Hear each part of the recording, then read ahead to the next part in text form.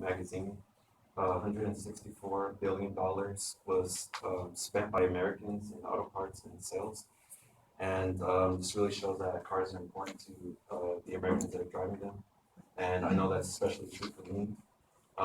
The object that I'll be talking about is my 1965 Ford Mustang. The object that I brought to represent it is the original keys. And hopefully learning about the American muscle cars will help you understand the culture a little bit better and help you realize that it is a form of art in its own way. Um, First, I'll talk about the 65 Mustang, a little bit of its history, how people started modifying these cars, and then I'll go ahead and talk about my own connection to the culture itself. So the Ford Mustang debuted in April 17th, 1964. Um, it was based off the Ford Falcon, and it was Ford's most successful car since the Model A. And these kind of cars were like more targeted towards a younger audience. The youth was really into fast cars, and I think that really says something about the generation at the time. And I know that's still true today.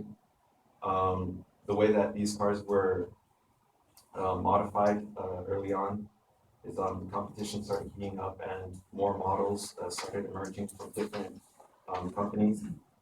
And people started to swap engines, put bigger tires in them, and they were pretty much trying to see how fast they could get these cars to go in a drag strip, which is basically just a straight track, and they see how fast they can run a quarter mile. So now that I've talked a little bit about its own history and the early modifications that were done, I'll go ahead and talk about my car and some of my own connections to the culture.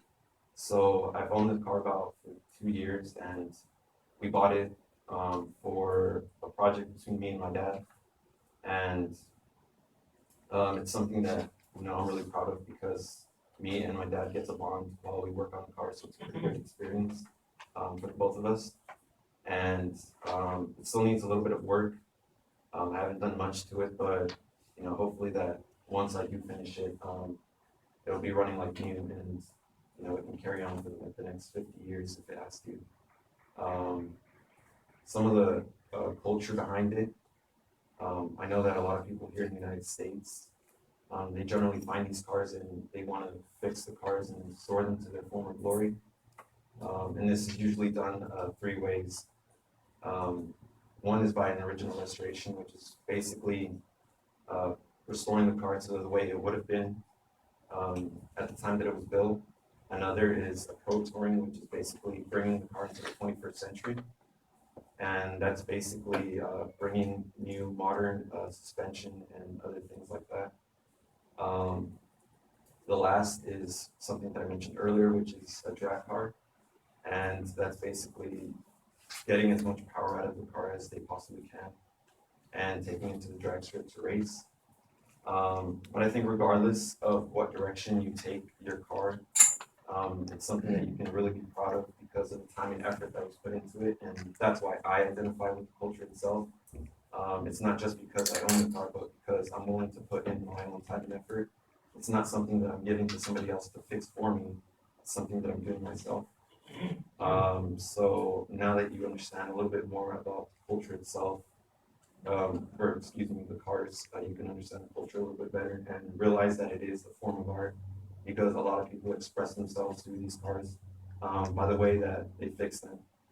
Um, and the other is a little bit about its culture. And lastly, I'd like to say that it's a culture that started in the 1960s, but since then it's become deeply rooted in American culture